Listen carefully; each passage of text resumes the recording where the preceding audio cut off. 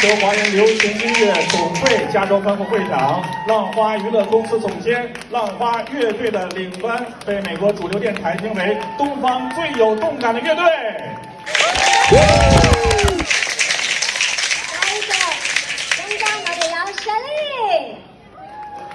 林燕云女士活跃在旧金山湾区的音乐活动，并经常在音乐会上担任领唱以及独唱。近年来，在美国、中国香港、台北和加拿大的演出都深受欢迎。跟住有一位就係 Benjamin， 他的歌唱以及作曲才华在湾区为加以台湾及中国内地享誉盛名。他曾經參加過6次歌唱比賽，並獲得了6次冠軍。冇錯，仲有咧，我哋識到咧開台嘅時候嘅台歌咧，都係 Benjamin 所唱嘅喎，一聽咧就聽咗20幾年啦。好多謝晒咧3位評判，一陣間咧就辛苦你哋咯喎。喺呢個時候咧，我哋咧要即刻請第1位嘅。